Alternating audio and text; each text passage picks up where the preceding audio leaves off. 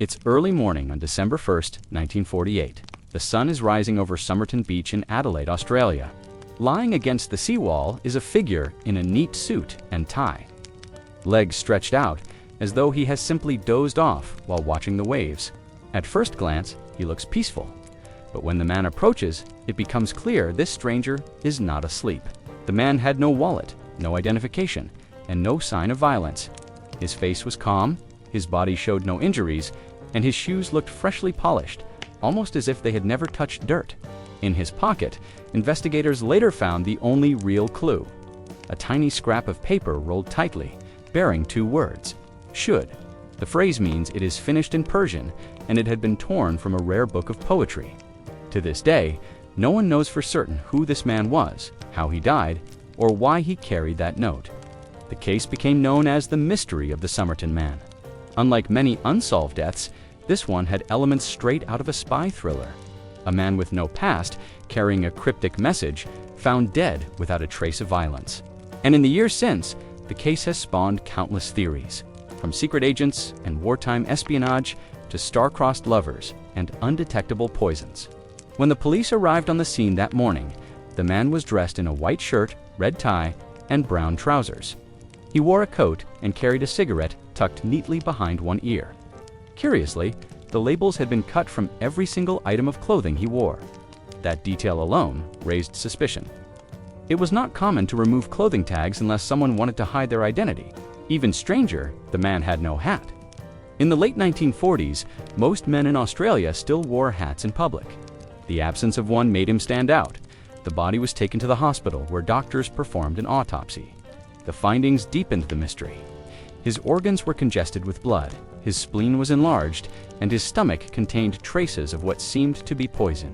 But there was no evidence of any specific toxin.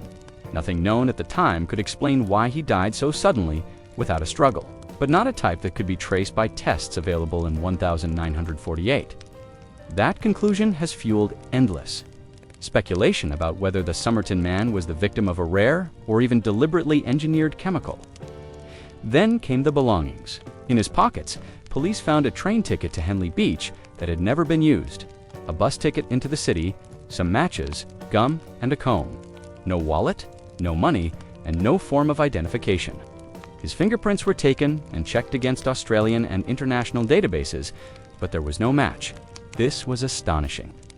After World War II, most adult men in the world had some record in official files: military service, employment, immigration. The Somerton Man appeared to be a ghost. As the days passed, the case only became stranger. A suitcase was discovered at Adelaide railway station, believed to have belonged to him. Inside were clothes that matched his size, also missing labels.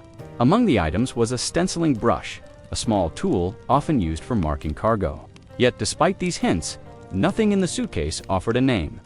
The real turning point came when investigators discovered the phrase "Shud" in his pocket was torn from a copy of the Rubaiyat of Omar Khayyam, a book of Persian poetry popular at the time. A local man came forward saying he had found such a book in the back seat of his car near the beach. In that copy, the last page was missing the exact piece of paper found on the body. Even more startling, faint writing was discovered in the book, a series of letters arranged in what looked like a code. No one has ever been able to crack it definitively. As investigators followed this trail, they uncovered another curious detail. In the book, they also found a phone number scribbled in pencil. It led them to the home of a woman known publicly only as Justin. She was a nurse living near the beach. When police showed her a plaster cast of the man's face, she reportedly reacted with shock, though she denied knowing him. Still, many involved in the case believed she recognized him instantly. Her connection, whatever it was, remains one of the enduring mysteries. Why would a man so carefully dressed, with polished shoes and cut-off clothing labels, be left dead on a public beach? Why would he carry a fragment of a rare book that pointed investigators to a cryptic code and a local woman? Some theories suggest the man was a spy. After all, the late 1940s were the early days of the Cold War, and Adelaide was close to a military research facility that tested advanced technology. A mysterious man carrying no identification, possibly killed with an untraceable poison, fits the image of espionage. Others argue it was a tragic love story. Perhaps the Somerton Man was connected to Justin romantically, and died after heartbreak or rejection. Another idea is that he may have taken his own life, the note in his pocket symbolizing finality. But if that were true, why the elaborate steps to erase his identity? The mystery gripped the public in 1948, and it has never let go. Newspapers ran headline after headline. People across Australia speculated wildly, imagining foreign agents, scorned lovers, or secret missions gone wrong. Over time, the Somerton Man became more than just an unsolved death. He became a symbol of all the unanswered questions left in the shadows of the 20th century. Even decades later, attempts to solve the case have continued. Theories range from him being a Russian spy to a merchant sailor who died by chance.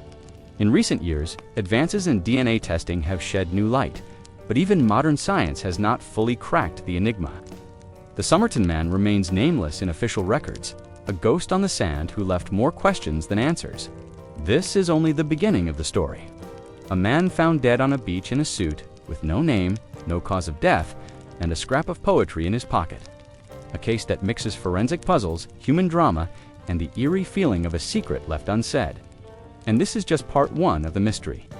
If you've enjoyed this dive into one of history's most baffling unsolved cases, make sure to like, comment, and subscribe to Belmos so you don't miss the next chapter of the Somerton Man mystery. A few months after the Somerton Man was first found lifeless on that quiet beach, investigators stumbled upon something that would transform the case forever. During an exhaustive re-examination of his belongings, a small hidden pocket was discovered sewn into the waistband of his trousers. It was so well concealed that it had been overlooked in the initial searches. Inside this pocket was a tiny, tightly rolled scrap of paper. On it, in neat print, were two words, Shud. Those words immediately stood out. They were not English, nor were they part of anything commonly recognized by Australians at the time. Investigators soon learned that the phrase came from the Rubaiyat of Omar Khayyam, a book of poetry written by the Persian mathematician and philosopher in the 12th century. The phrase Shud is usually translated as it is finished or the end. In many published versions of the book, those are the final words, closing the collection with a sense of finality and inevitability. Think about the image: a man found dead without explanation, carrying no identification, no wallet, no labels on his clothes. And the only written clue he left behind was a piece of poetry that literally said, "It is finished." It was almost theatrical, as if staged. Was it a farewell message, a deliberate signal, or just an eerie coincidence? For detectives, the discovery raised far more questions than it answered. The search to find where this scrap of paper came from became an obsession.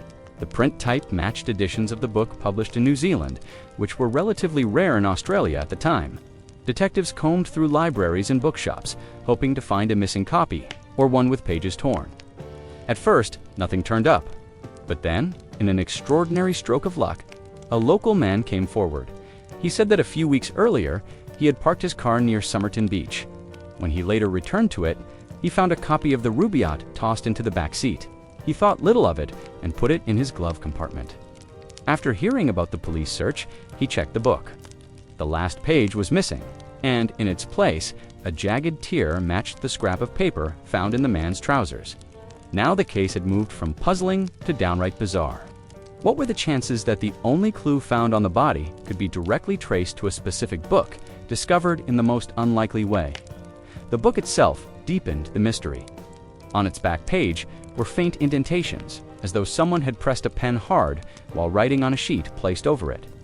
When police examined it under ultraviolet light, they found two things. First, there was a phone number. Second, there was what appeared to be a code. Groups of letters arranged in a pattern, some repeated, others crossed out. The Shud clue had suddenly exploded into something much larger. Not only did it connect the dead man to a rare book, but that book contained a code no one could decipher, and a phone number leading directly to a woman, living not far from where the body had been found. Her name was never revealed in early reports. She was referred to only as Jestin. She was a nurse, and she admitted to owning a copy of the Rubaiyat herself. When asked about the dead man, she denied knowing him. But according to those present, when she was shown a cast of his face, she reacted with visible shock, almost fainting. To this day, no one knows the true nature of her connection to him. The presence of Shud in his pocket gave rise to one of the most enduring theories that the man had chosen to end his own life, using an untraceable poison. And the scrap of poetry was his final message. It would explain the enlarged spleen and the congestion in his organs that the pathologist observed. It might explain why his clothes were stripped of identification and effort to erase himself from the record. But even this explanation has problems. If it was suicide, why take such elaborate steps to remove every clue to his identity, yet still leave behind such a dramatic symbol as a note with "it is finished"? Others believe the clue points to something darker. The Cold War was beginning, and Adelaide was home to a major military research site. A man killed with a poison undetectable by 1940s science, carrying a cryptic code and a Persian poem, sounds less like personal tragedy and more like espionage. Intelligence agencies in that era often used books as cipher keys, matching letters and words from a common text to hide secret messages. If the writing in the book was indeed code, then the Shud note could have been a signifier, a way of saying a mission or a life had come to its end. There is also the possibility that the phrase was a cruel piece of staging by someone else. Imagine a murder where the killer deliberately places a piece of poetry on the victim, both as misdirection and as a taunt. In that light, the hidden pocket becomes important. Was it sewn in by the Somerton Man himself, a private compartment for valuables? Or was it prepared by someone else to slip the note in as a marker? The construction of the pocket was unusual enough that even investigators wondered whether it had been added intentionally to conceal something. The note also played powerfully on the public imagination. Newspapers latched onto the word "should" as though they were a riddle written for the world to solve. To many Australians in 1948, the exoticism of Persian poetry, combined with the spy-like details, gave the case an almost mythical aura. The Somerton Man was no longer just an unidentified body. He had become a character in a mystery that reached beyond Adelaide, beyond Australia, and into the murky shadows of the post-war world. Even decades later, researchers continue to argue over the note. Was it a straightforward farewell, a coded message, or a symbolic gesture pointing to some hidden relationship? Modern cryptographers have pored over the letters found in the book, but none can agree on a clear meaning. Theories range from simple acronyms to complex ciphers, requiring a key that may never be found. Without that key, the writing remains a blank wall. Yet what cannot be denied is the power of that tiny scrap of paper. Without it, the Somerton Man might have been dismissed as another tragic unknown, a man who died quietly by the sea. But with it, he became a riddler man who left behind a message that seemed designed to puzzle, unsettle, and endure. Every time the words are repeated, "should," "it is finished," they draw us back into the same question investigators faced in 1948. Was it the end of a life by choice, the end of a mission, or the end of something far larger? The fact that we still cannot say for certain keeps the mystery alive. This was the second act of the puzzle, the discovery of the clue that turned an unexplained death into one of history's most haunting enigmas. A phrase from an ancient poem hidden in a secret pocket, linked to a missing book, a mysterious code, and a nurse who reacted with shock when she saw his face. A strange little book left sitting inside an unlocked car near Somerton Beach seemed like the unlikeliest of connections to a dead man with no name. And yet, this was where the investigation pointed. When police traced the tiny slip of paper with the words "Shud" back to its source, they found it matched a torn page from a copy of the Rubaiyat of Omar Khayyam. That book had been tossed into the backseat of a car, left behind without explanation. Suddenly, the puzzle grew more confusing. What was the link between an ancient Persian poem, a dead man on a beach, and a book abandoned in a stranger's vehicle? Inside the book, investigators found far more than they expected. On the back cover, written faintly in pencil, were 5 lines of seemingly random letters. The sequence didn't match any recognizable language or writing system. It looked like a code. People at the time believed this may have been the key to unlocking the man's identity or revealing why he died. A code meant secrets, and secrets suggested espionage. To make things stranger, the book also contained a handwritten phone number. This wasn't just a book anymore, it was a trail of breadcrumbs leading into something hidden. The police tried to solve the cipher, bringing in experts to examine the strange letter sequences. They believed that if the writing was decoded, it would reveal either a name, a location, or perhaps an instruction related to the man's final days. Yet, despite repeated attempts, the message resisted every effort. No one could agree on whether it was a genuine code a simple encryption, or even just a string of meaningless letters. Without modern computing power, investigators were left guessing.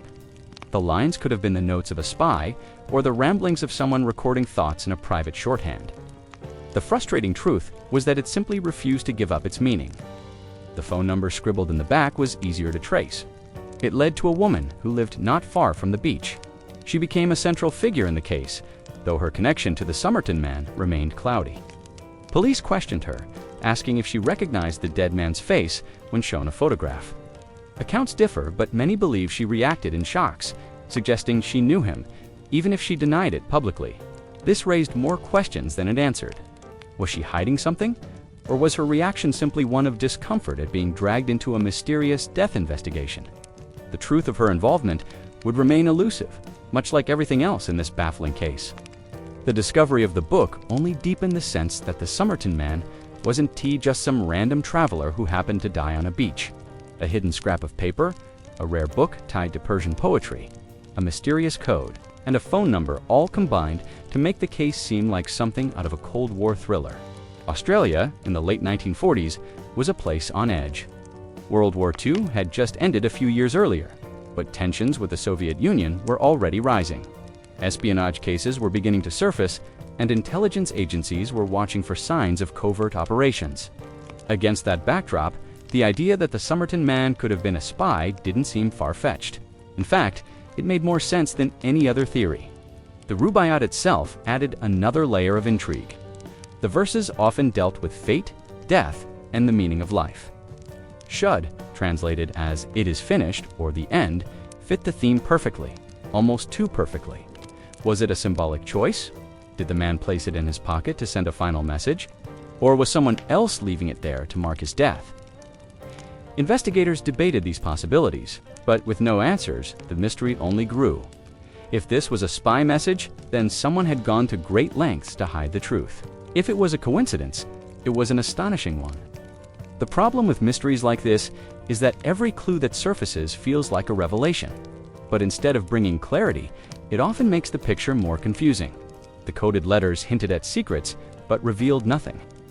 The phone number pointed to a person, but that person refused to shed light on the story. The book linked the dead man to poetry, philosophy, and perhaps espionage, but none of those threads tied neatly together. It was like pulling on a rope only to find it frayed at both ends. One striking detail was how rare it was to find a copy of that specific edition of the Rubaiyat. The police searched libraries and bookshops, but could not locate another copy quite like it. That meant the Somerton Man's book was unique, and perhaps even produced in limited numbers. Some argued this suggested an intentional choice, as if someone wanted to use the book as part of a code system. Others dismissed that as speculation. Still, it gave the book an almost mythical aura. It wasn't just a paperback kit, was the only known link between a dead man and the strange clues that surrounded him. The investigators' frustration was understandable. Here they had a dead man, perfectly dressed, with no labels in his clothing, no wallet, and no dental matches in local records. Then they discovered a torn page from a book in his pocket, traced it to a complete copy, found a code, and even uncovered a local connection through a phone number. And yet, for all of that, they were no closer to knowing who he was or why he had died. The more evidence they uncovered, the stranger the case became. It wasn't a simple crime. It wasn't a robbery or a fight gone wrong. It was something much deeper, maybe something that touched on secrets not meant to be uncovered. To this day, the coded message remains unsolved. Modern cryptographers and amateur codebreakers have tried, some using powerful software, others relying on pattern recognition, but the letters have never revealed a definitive answer. Some experts suggest it could have been an acrostic, where each letter stands for a word. Others think it may have been a one-time pad code, which would make it impossible to crack without the original key. If that were the case, it would point even more strongly toward espionage. Since such codes were commonly used by intelligence agents during the Cold War, whatever the truth, the unbroken code continues to cast a long shadow over the case. The unfindable book, the mysterious phone number, and the indecipherable code kept the Somerton Man from fading into obscurity. Instead, they cemented him as a figure of enduring mystery. This wasn't just a man who died under odd circumstances. This was a story with layers of intrigue, each one stranger than the last, and each new clue seemed to push the case further away from being solved. The spy theory has always lingered around the Somerton Man, and for many people, it remains the most convincing explanation for a case so full of strange details. The timing was perfect for such suspicions. The year was 1948, only 3 years after the end of World War II, and the Cold War was already spreading its chill across the globe. Intelligence agencies were expanding, secret networks were operating in plain sight, and nations like Australia were becoming staging grounds for espionage. In that climate, a well-dressed man with no name, no labels in his clothes, and a coded message in his book felt like more than coincidence. It felt like the story of a spy who had been caught up in a shadow game. The coded writing found in the copy of the Rubaiyat of Omar Khayyam pointed directly to this possibility. Random letters scribbled faintly on the back of a book didn't look like notes someone would casually jot down. They looked like a cipher, something that could only be understood by someone who possessed the right key. The presence of a torn scrap with the words "Shud" hidden in the man's clothing suggested secrecy, as if he was either carrying a final message or someone had planted it on him. The mysterious phone number tied to a local woman only added fuel to the fire. These weren't the ordinary details of an everyday man's life. They looked like the building blocks of espionage. If the Somerton Man was a spy, then his death begins to take on a new shape. One of the most widely believed explanations is that he was poisoned. Poison is a classic tool of intelligence work. It leaves few marks, often no visible wounds, and can be delivered quietly in a drink, a meal, or even by contact with skin. Medical examiners at the time could not find a clear cause of death. His organs suggested some form of poisoning, but the tests available in 1948 were far from advanced. If a rare or unusual compound was used, it might have left no trace. The idea that someone killed him with a substance designed to vanish without a chemical footprint fits neatly with the theory that he was eliminated as part of a covert operation. Consider how carefully constructed his appearance was. The Somerton Man was dressed smartly in a suit and tie, but none of the clothing bore labels. Every tag had been removed. That detail is strange in itself. Clothing manufacturers almost always included tags for size, brand, or care instructions. To have every single label missing suggested intentional concealment. In espionage, anonymity is essential. If a spy carried clothes with specific brands or regional identifiers, they could betray where he had been or who had supplied him. Removing tags was a simple but effective way to erase those breadcrumbs. It might not prove he was a spy, but it aligns with the habits of someone who lived a life of secrecy. The choice of the Rubaiyat only deepens the intrigue. Intelligence agencies have been known to use books as code books, with each letter or number corresponding to a word or page reference. A poem like the Rubaiyat, filled with philosophical musings about life and death, might serve as the perfect cover. A slip of paper reading Shud could easily serve as a coded signal. In one interpretation, it might have meant the end of a mission, the completion of an assignment, or even the death of the agent himself. If so, the phrase wasn't just a poetic coincidence, it was a deliberate message, one understood only by those within the same network.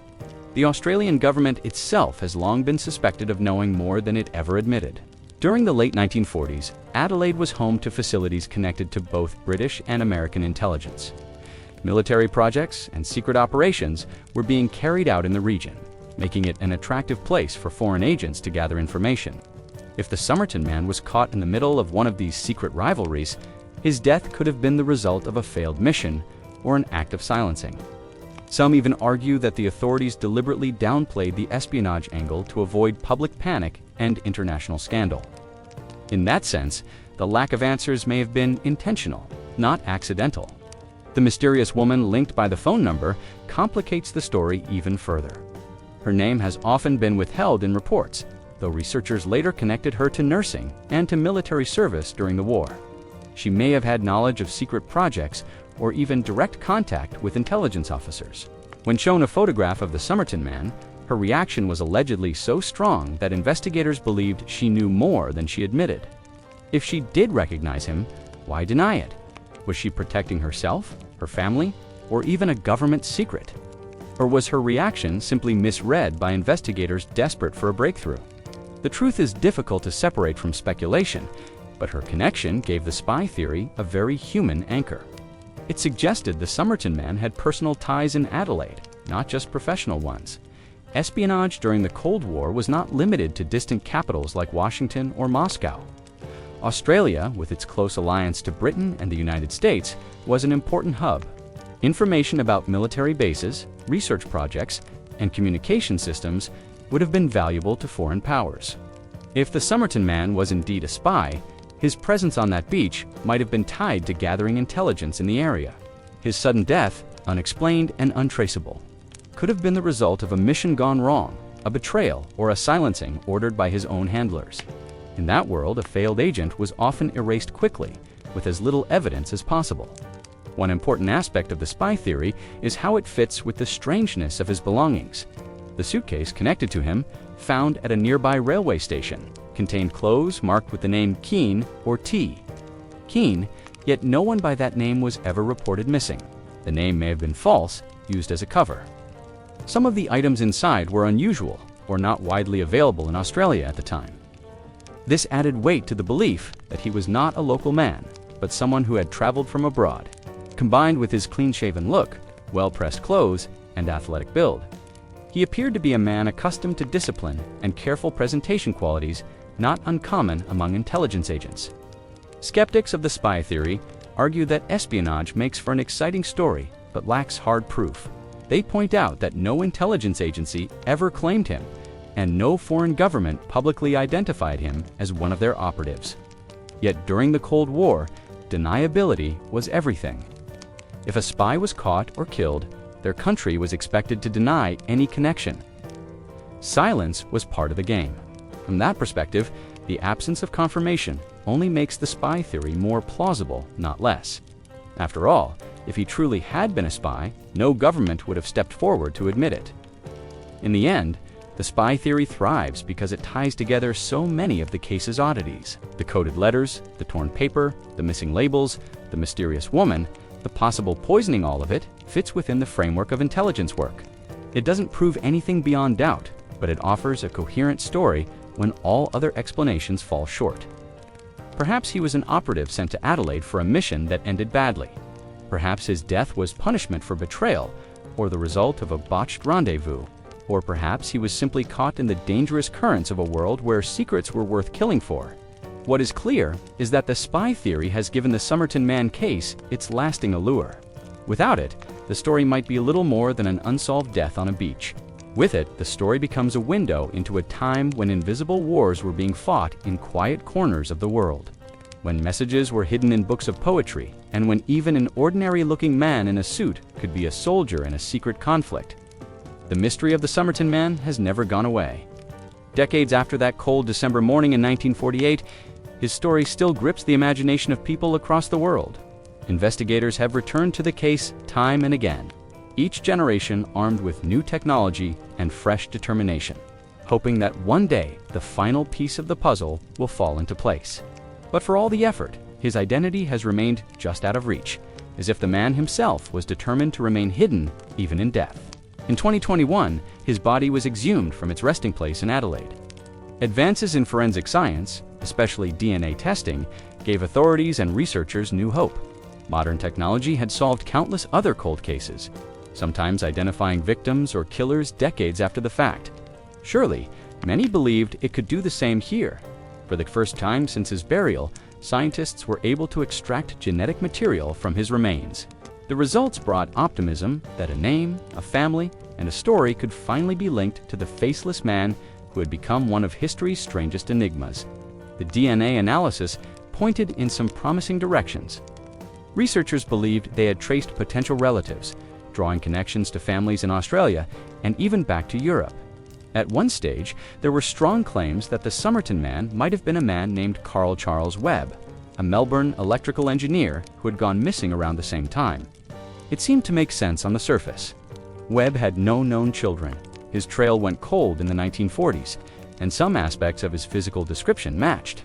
For a moment, it felt like the answer was finally within reach. Yet, even this apparent breakthrough raised new questions. If the Somerton Man was Charles Webb, why was he in Adelaide? Why did he carry no identification, have all the tags cut from his clothes? and end up with a cryptic phrase from a Persian poem tucked in his pocket. Webb had no known history in espionage, nor did his background suggest the sort of life that would lead to such a bizarre end. For every detail, the theory explained, 2 more were left unsolved. Instead of closing the case, the DNA findings created a new layer of uncertainty. This is what makes the mystery endure.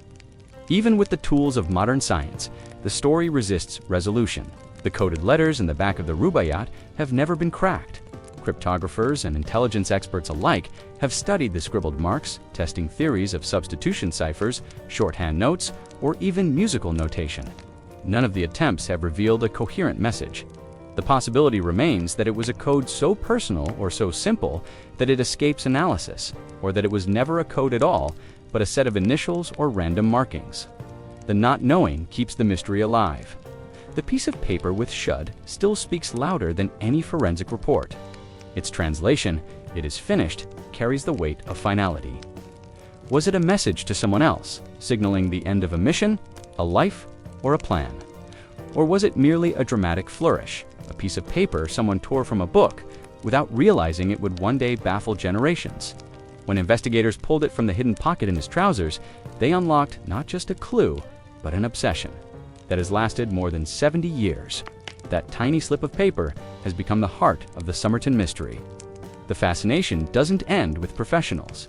Amateur sleuths across the world have pored over every detail of the case, debating the clues in online forums, dissecting old photographs, and speculating on the meaning of every oddity. Some are convinced he was a spy. Others argue he was an unlucky traveler, caught in circumstances no one could explain.